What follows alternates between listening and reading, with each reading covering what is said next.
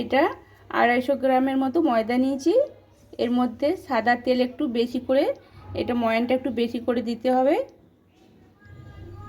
এটা আমি 3 চামচের মতো তেল, সাদা তেল দিয়ে দিলাম। আর এক চিমটি নুন দিলাম, কেন একটু এটা নুন দিলে মিষ্টি জিনিসে টেস্ট হয়। আর এরপর আমি এটা ভালোভাবে এবারে একটু, খুব নরমও না খুব শক্ত নয়, মানে একটু মিডিয়ামভাবে আমি এটা মেখে নেব।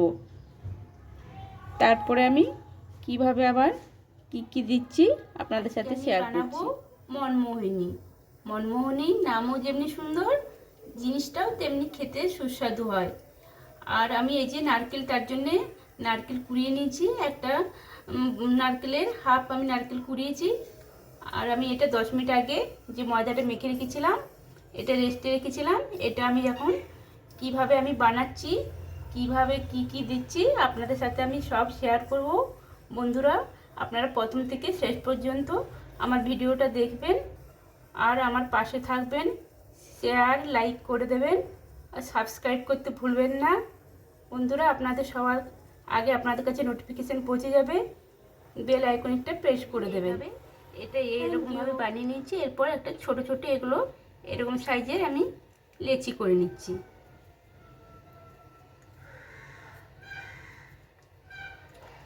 বন্ধুরা, এটা একবার বানিয়ে খাবেন, দারুণ সুস্বাদু খেতে। আপনারা একবার খেলে বারবার খেতে চাইবেন।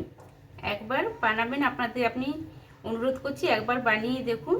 খুব সুন্দর খেতে, বাচ্চারা বড়রা সবাই টিফিনে এগুলো খেতে খুব ভালো লাগবে। বিকেলবেলায় সন্ধেবেলায় চায়ের সাথে বসে থাকলেন, এটা খেতে খুব সুন্দর লাগবে।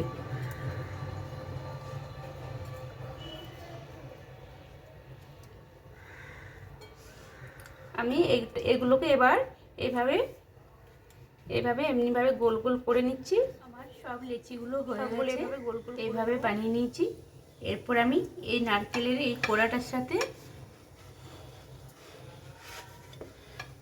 নারকেলের কোড়ার সাথে 75 গ্রাম চিনি আমি এর মধ্যে অ্যাড করে দিলাম। আর এই যে এরকম ছোট এলাচি আমি গুঁড়ো করে রেখেছি, চামচে হাফ চামচ ছোট এলাচের গুঁড়ো দিয়ে দিলাম। এরপর এটাকে আমি ভালোভাবে এটা মিক্স করে নেব, বেলে নিচ্ছি। এইভাবে আমি একটুখানি ময়দা দিয়ে এটা বেলছি, ময়দা দিয়ে বেলবেন তাহলে ভালো হবে।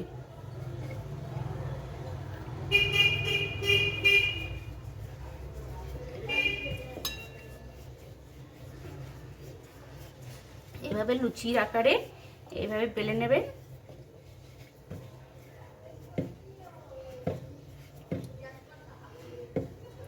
এটা বেলে নিলাম।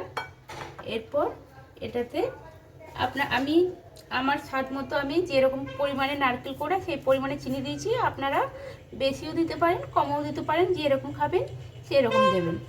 এরপর আমি এটা কি করলাম, এইভাবে নারকেল কোড়াটা এর মধ্যে এখানে দিয়ে দিলাম। নারকেল কোড়া এখানে দিয়ে দিলাম। এরপর আমি খোয়া ক্ষীর নিয়ে এসে, খোয়া ক্ষীর এটাকে গুঁড়ো করে রেখেছি। এই খোয়া ক্ষীরটা এর মধ্যে উপরে আবার খোয়া ক্ষীর দিয়ে দিলাম।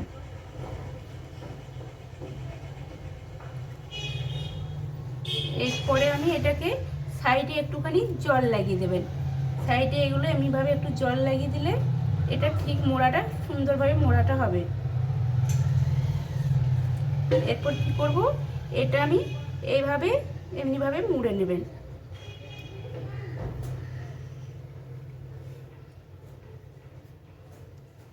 দেখছেন কি সুন্দর, সহজভাবে, কোনো ঝামেলা নেই, ঝোড় ঝামেলা ছাড়াই এরকম সহজভাবে এটা হয়ে যাবে।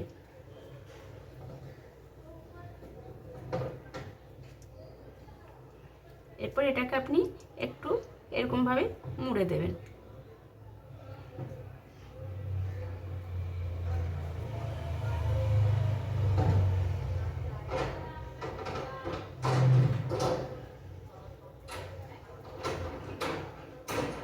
আমার এটা হয়ে গেল, দেখেছেন। আমি এইভাবে সবগুলো বানিয়ে নেব। একটা হয়ে গেল, আমি আবার বানাচ্ছি। আর একটাও আমি এইভাবে বেলে নিচ্ছি।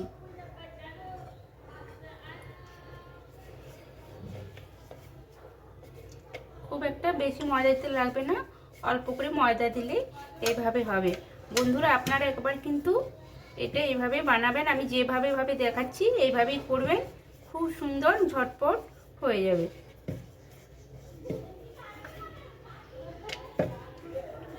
এটা একটুখানি বড় করলে পুরটা আপনি বেশি করে দিতে পারবেন। আবার আমি এই নারকেলের এটা দিয়ে দিলাম,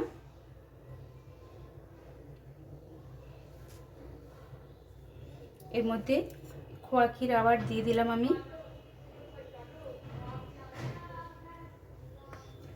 আবার এইভাবে জল দিয়ে দিলাম সাইডে।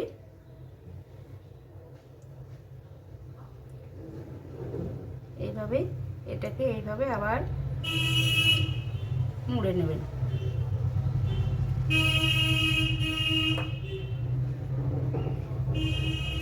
দেখেছেন খুব সুন্দর, এটা এইভাবে মুড়ে নিলেন।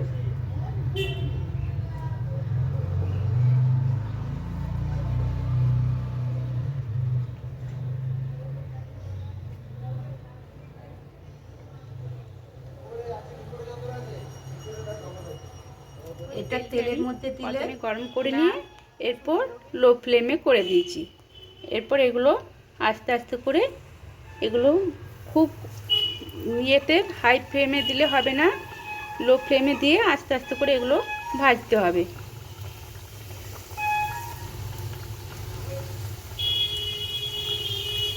আমি 4টে করে করে ভাজছি, 4টে করে করে ভাজবো।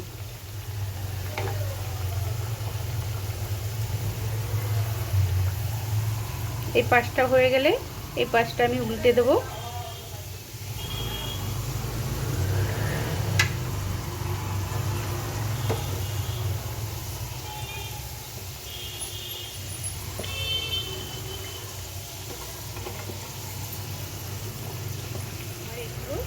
ভাজা হয়ে গেল, খুব সুন্দর দেখছেন, একদম মচমচে মতো ভাজা হয়ে গেছে। এরপরে এগুলো আমি তুলে নেব। এরপরে এগুলো সব প্লেটের মধ্যে আমি তুলে নেব।